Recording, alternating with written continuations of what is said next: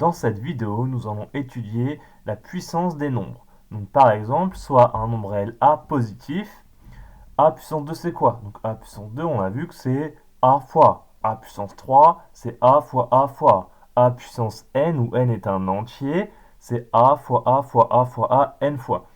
Donc on voit que faire A puissance un nombre entier, c'est facile, il suffit juste de multiplier A n fois. Alors par contre, qu'est-ce que ce serait par exemple de faire A puissance 2,5?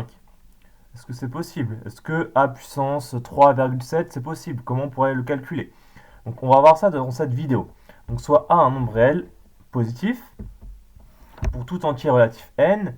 Donc on a vu que ln de A puissance n c'est n ln de A, propriété de la fonction logarithme népérien. Donc A puissance n, comment on peut l'écrire? Donc A puissance n, déjà, on peut l'écrire de la forme exponentielle ln A puissance n. D'accord? Exponentielle suivi de ln, ça s'annule puisque c'est des fonctions réciproques. Il reste juste A puissance n. Or, ln de A puissance n, c'est égal à n ln de A. Donc du coup, on peut dire que c'est égal à exponentielle n ln de A. D'accord? Ln de A puissance n est égal à n ln de A. On applique exponentielle à gauche et à droite. Donc du coup, on a réussi à définir la puissance là, donc A puissance n, comme exponentielle de n ln de A. Donc n est un entier. Mais ça, on peut le calculer même si n n'est pas un entier. Par exemple, si n est un réel, on fait un nombre réel fois ln de A, on met tout à l'exponentielle, ça se calcule très simplement. Donc du coup, l'expression exponentielle de n ln de A existe également pour n'importe quel réel n, pas uniquement pour des entiers relatifs. Donc on va pouvoir étendre la définition de la puissance.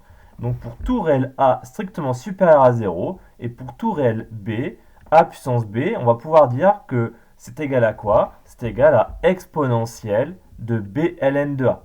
Donc B, ici, exponentielle de B ln de A. Donc on va pouvoir calculer la puissance n'importe quoi, puissance d'un nombre réel. Donc on va faire quelques exemples. Comment calculer par exemple 3 puissance 2,6? Donc j'utilise la définition, c'est exponentielle de B ln de A. Donc A c'est combien dans l'exemple? Donc A c'est 3. B c'est 2,6, donc ça va faire exponentielle de 2,6 ln de 3.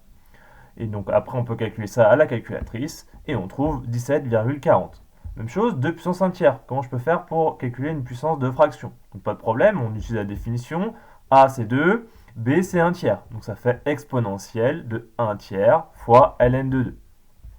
Et puis on utilise la calculatrice et on trouve 1,30.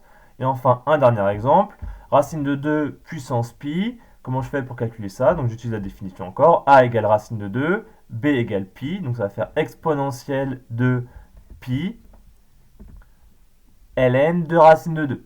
Alors là, on peut simplifier un petit peu. Racine de 2, ln de racine carrée, on a une propriété, je vous la rappelle.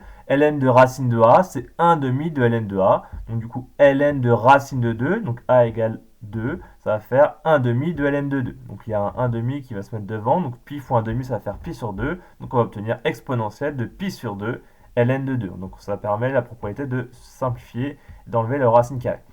Et donc du coup, on calcule ça à la calculatrice et on trouve 8,82.